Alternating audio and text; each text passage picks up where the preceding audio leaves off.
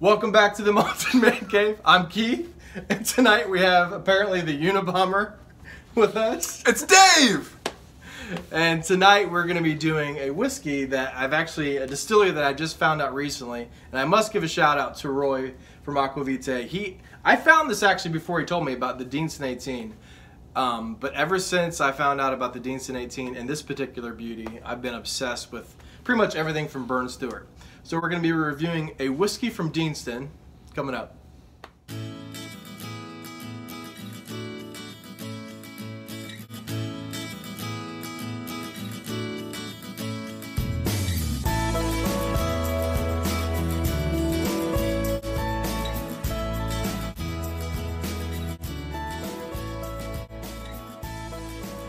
Alright, so we're back. So tonight, as I said before, we're going to be doing a whiskey from Deanston, and I picked Deanston 12, which for me has kind of been an eye-opening, beautiful experience to find Deanston. They are known, Burn Stewart, I believe, took over Deanston after it was closed, like in the kind of the 80s, and around 1990, Burn Stewart Distillers, which is a type of distilling kind of company like Diageo, but a lot smaller. They took over Deanston, and Deanston was known for just being kind of a real boring, run of the mill. It went into a lot of blends, nothing special. Wasn't really known for single malts. Like a lot of people would be like, "Oh, Deanston, I want to get that." But Burn Stewart, along with their other distilleries that they acquired over the 90s, I think 80s, 90s, 2000s, they took over Tobermory, which same thing. It was just kind of boring.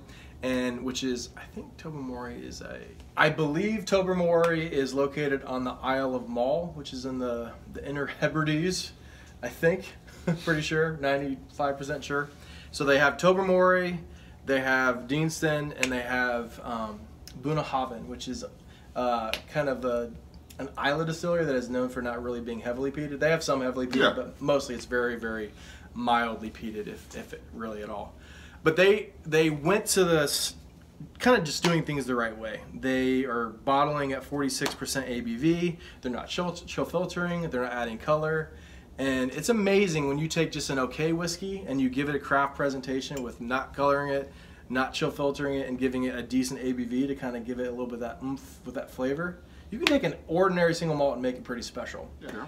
And I would definitely say that Deanston definitely benefits from a craft presentation. So, oddly enough, fun fact about Deanston is that it wasn't ever built as a distillery. It was, I think, when was the year? 1966. It was a cotton mill that was converted into a distillery. I know. So does that provide any distinct No, like a Deanston flavor? And one thing that I was kind of disappointed when I was doing research, I don't think that they have any special dunnage warehouses that you always know I'm rambling on about. I think they just kind of have the old buildings from the cotton mill and they put it in there. I mean, they may have built some rick houses, but I don't know. So whatever, it still tastes really freaking good. So it must not have affected that much to not have dunnage warehouses. So without further ado, let's get into some whiskey. All right. We got a big bottle, so you can pour this, be as heavy-handed as you want. Glug, glug, glug. There you are, sir.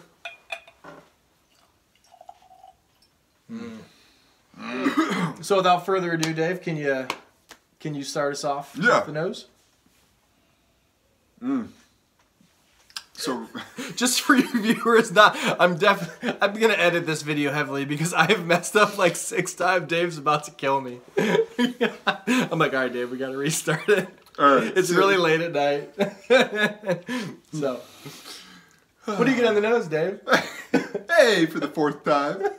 No, I'm just kidding.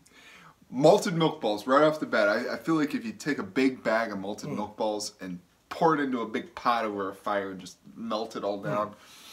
And then cereal with that as well, like a sugary cereal, breakfast cereal. I put cane sugar. It reminded me of, there's this, it's called Sugar in the Raw, and opening up one of those packets of cane sugar, to me that's what it smelled like. And then it also reminded me of packing the espresso machine, a little bit of espresso. Where are these awesome notes coming from? Dave actually did this, like, he literally got the notes in like 3 minutes. I was like, Dave, Slow down, bro. Dude, sometimes we got time. Um, These are all spot on. You know, I was a barista for about 6 months. I don't think you worked at Starbucks. No, I worked at a local coffee shop. Yeah. So, no, it just reminded me of packing those the espresso machines and locking it into place, and yeah. Anyways, see, these kind of things are easy to pick out. Chocolate chip cookie dough is my next one. You know why? Why? This is bourbon matured. I love it! As the Scotch for Dummies say, this is your wheelhouse. My wheelhouse. For sure. And then, so chocolate chip cookie dough, Werther's Originals, just that toffee, just a strong toffee note. Yeah. How about you, man? So I get... Do you remember like Nabisco Teddy Grahams? Oh, Teddy Grahams. Smell it. There's something like ginger snappy, Teddy Grahams, graham crackers to it. Nabisco Teddy Graham. They look like little teddy bears. Yeah, dipped in honey. Mm-hmm. I get creamy spun honey, and I think you had told me before you'd never had spun honey. No. Have you since gone out and I have not tried spun honey? No. Where do you? I have some upstairs. I'm gonna let you try some before you leave. A purveyor of spun honey. My mom was into it. She's always like, oh, the biscuits and the spun honey's so good. My mom gets weird about food. Like when she likes something, like she like preaches the gospel. When you know it's good, it's good. So creamy spun honey, nutmeg, and then I like a lot of fruity notes come in. Pineapple, guava, and then there's some cinnamon. Like almost apple pie, apple pie. Yeah. Gristy barley sugar. Now, do you know what? We've talked about grist before, but that was a while ago. Do you remember what grist is? No. All right. So when you take, it's all right. You're playing the noob. You're the noob. I don't remember. Even though we already went over this. We're always talking about these things late at night while drinking. We can start drinking coffee before our reviews, bro. So grist is after they get the malted barley, if it's peated or not peated. They take it to the mill and they crush it up really fine with a mill. I think, yeah. And what you get is that. like this really fine, almost like flour, which is called grist. And I feel like some whiskeys get more ground up than others. Now, I know that's probably in my mind, but I swear some whiskeys just like taste gristy almost, like it's just thicker. Yeah, it's got a little texture to it. And I really get that in the Balvenie 12 Doublewood, which I think is when we talked about grist. So yeah, something about this is I get gristy barley sugar, toffee, like you said, with the Werther's Original, a little bit of honeysuckle. Did you ever, when you were kids, go like get honeysuckle and like suck on them? Yeah. Something about it that reminds me of honeysuckle. White chocolate. And ironically, milk chocolate too. A little bit of white and milk chocolate. Vanilla flavored candle wax. Now, one thing about this, and Roy from Aquavita pointed it out to me, it's nowhere near as waxy as he says Clinleash and I say Kleinleash, but then I always mess it up when I hear him say it because we talk about it all the time. Kleinleash is that crazy, like that awesome waxy character. This isn't as strong, but there's something similar about it. As soon as you said waxy, definitely. You get it? Yep. Creamy waxiness. So vanilla flavored candle wax. And I wrote in my notes, it almost smells like Balvenie 12 Doublewood if you added like a little bit of Kleinleash 14. So that's what I get on the nose. What do you get on the palate? Get a little jump ahead. A lot of the nose, the nosings are present for me in the palate. Those same malted grains kind of feel to it, but it's very smooth. My first initial drink was it felt very fiery to me almost. And what's the ABV? Which I'm surprised because it's only at 46.3%. Everything it's just got like a temperature to it. I don't know how to describe it, especially if you're a little bit newer to whiskeys. It's a good temperature. Anyways, still very smooth. Reminds me of biting into a red apple, a crisp red apple to me. Yeah. And then I wrote vanilla, all the vanilla notes, the bourbon notes, and things like that. My last note was that it was spicy.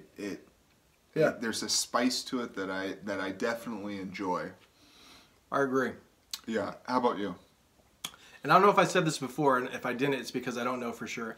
I think this is mostly bourbon matured. I think, you know, they may have thrown a few sherry casks in there just out of like 100 bourbon casks. There might be like 4 or 5 sherry casks just to give it a little bit of extra complexity. Mm-hmm. Pretty sure. I don't know for sure. I couldn't find anything, but it's mostly bourbon matured. So on the palate, let me take another sip.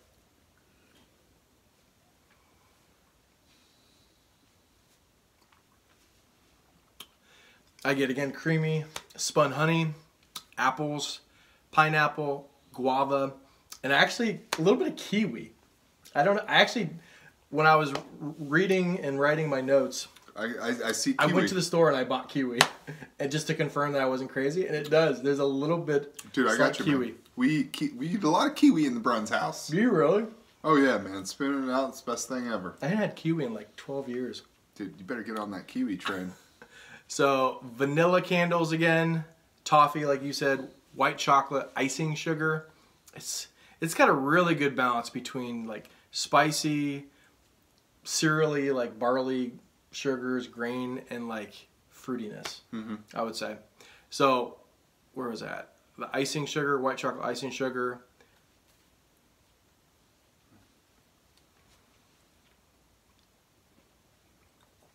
Have you ever had Arizona green tea? A long time ago, one of our early videos, I mentioned it. It tastes like Arizona green tea, the one that actually has ginseng and honey in it. It's got the green Was bottle. it the Balvenie 12 Doublewood? I don't think it was. I think it was a different one. Maybe it was. I don't know. And last but not least, rich, creamy barley sugar. Again, that gristiness and a little bit of mild drying oak to round it out. It sounds like a lot of your nosings just kind of bled into the... Yeah. Most of them, I think the only ones that were different were the kiwi and the Arizona green tea with ginseng and honey. Everything else is pretty much the same. Just a very consistent whiskey throughout. It just... The nosing, the palate, and the finish. The finish is long to me. Are you ready for this? Yeah. Are we ready for the finish? Finish is very long to me. Maybe not very long. It's not as long as... what we just had, a more peated, it definitely fades away. That was cast strength, that was Springbank. This definitely has a quicker fade to it, but you definitely have that lasting impression. To me, it's the spiciness stays, but also the toffee notes, the vanilla, and then it tastes like I just got done eating a pack of malted milk balls. Yeah. Yeah. Just that thick kind of... Yeah. That is spot on. The malted milk balls, like that really is in there. And that's really, really pleasant. Maybe that's even one of the reasons. Is that worldwide popular malted? I would assume so, right? Our non-US viewers, do you guys eat malted milk balls? We have a specific kind here called a Whopper. A Whopper. My dad loved him from Whoppers. Some Whoppers? Oh, man. Right now, and I don't know if this is necessarily true, but it's kind of considered like an old man. I mean, I still like them, and I'm not... Eating I'm Whoppers? 34. Yeah, I just associate Whoppers with... Werther's Originals, Whoppers, and Twizzlers. It's like an old man, like, if they're going to go out to, like, Speedway or gas station and get them some, like, snacks. Whoppers come in those gigantic... looks like a milk carton. Yeah. Looks like a milk carton, and you, like, open it up. So, for me, the finish is, like, mild to moderate. It's not insanely long, but it's got that amazing creamy spun honey, that rich, gristy barley sugar, maybe a little bit of that like Nabisco Teddy Grahams, like ginger snap and icing sugar, and then just a hint of that kiwi, pineapple, fruitiness, and then kind of ends on some dry oak. It's a pretty good 12-year-old single malt. Pretty good. That kiwi definitely, that's one of those that I can definitely see. I can see you out there like going through the spice racks. Dude, I get really lame when I'm getting notes. Like I've said before, My wife thinks I'm crazy. All right, Keith's the outside kicker in his was, yard. you know, I get my different. spice cabinet and I'm like eating fruits. Like, is it? Like, I actually do my homework, guys. I really do. If I get a no, I go to make sure that I get it. Not all the time. I don't do any homework. No, he does not. No homework. But Lindsay actually my wife got mad at me last night. Like, literally, I worked like a 12-hour day. I came home. I rubbed her feet for a little bit. I helped her with the kids. And I love my wife, but I get it. Like, they want attention on them. And anything that maybe she feels like I'm passionate, she might be tempted to be jealous. Like, oh, it's not attention on her. Like, literally, the kids were in bed. I literally spent, 2 minutes. It had just snowed last night. And, you know, sometimes on Instagram, people, like, when they're going to do a review or whatever, they go out and they put, like, the pictures of the whiskeys in the snow. I just did it. I spent, 3 minutes. And it, caused this, argument. Why don't you take pictures with me? I don't even. So. No, but seriously, why don't you take pictures of it? No. Malted Man Cave Mark for Deanston man. 12. Pretty good stuff. I'm gonna give it a 90 out of 100. 90 out of 100. Pretty strong. Yeah. My initial reaction was to give it a stronger rating, just because of how much I enjoyed it. I feel like we influence each other to get higher and higher scores. Yeah. And I feel like if we give 85, 86, that we feel like it's a bad score, which is it's not. It's not, but for me, this is a really. I was debating giving it one of those higher. Colonel H. Taylor, 96 out of 100. Yeah, I like. So you really did like this? Yeah, I like it. I was gonna give it. I was thinking about a 93 or something like that. What kept it back? Just the fact that, you know what, after it all went, there are some other ones out there that I prefer. Yeah. And that's just what I would, it's just preference. There's other ones that I would rather put that money towards or whatever. That's another thing that I do want to stress for our viewers is it's going to happen that our scores could be lower or they could get higher. You know, the longer that we try new whiskeys and get to explore new whiskeys, what used to be a 93 may become an 86. Exactly. If we try better whiskeys, our palate, it gets more informed. And so I want to make very clear that for me, at least, I don't know about Dave, it's just how I experience it in that moment. Exactly. Like, right now, with my experience, this is, blah, blah, blah, blah, blah, out of 100. Now, and I will admit that it could change 2 months down the road. Yeah. I kind of look at it this way. If you're the same person year after year after year, you're doing it wrong. Yeah, you gotta adapt. You gotta change. You gotta mix it up a little bit. So I would say where I am at now in my whiskey journey, I would say this is. I wanted to give it a 90, but I feel like it's an 89 out of 100. Maybe an 89.5. That's exactly. I felt like I should be because it's such a good whiskey. It's such a good whiskey. But then as I drink it and smell it right now, then I'm like, gosh, maybe a 91? It is really, for the money, this is really, and I'm upset. Before I talked to Roy and knew Deanston was a new distillery that was putting out good stuff, I knew nothing about Deanston. I saw it, and I actually looked up a review, and they said it sucked. And it was only $55 US dollars, which is a really good price. Yeah. For 46%, amazing. I would pay $80 for this. It's that good. Maybe even more than that. Whoever, I don't remember who that reviewer was, but shame on you. They gave it an 80. And I didn't want. And sometimes for me, I let the price point sway my rating, which probably is not. No. That's not how you should do it. Not probably. That's not how you should do it. Yeah. So that's why I was giving it much higher. But for the money, I mean, you can't. Yep. It's hard to beat. I got the opportunity. I'd put it up against a lot of other ones. I'd like to do a blind taste testing with Mike from Mike and Billy's Whiskey Reviews let me have the opportunity to try Ardbeg 21, which is rare and really hard to get. Older Islas are even more expensive than from older whiskeys from other parts of Scotland, because it's just really high in demand. And it's $600 whiskey, if not more than that. Sometimes I saw it going for as much as $1,000. And it was so good, and I was so honored. I was so thankful for him to let me try it. And it was really good. But there's times that I like Ardbeg 10 and Ardbeg Ugadal just as much as that. Right. So sometimes price don't mean jack. So all that to say, Deanston 12 is really, really good. Very 89, good. almost 89.5 out of 100 for me. 90 Borderlining on a 92. It's that good for the price, the value. Oh ratio. yeah, I was thinking about a 93 again. So. All right, thank you guys for watching. Like, subscribe. Let's launch it.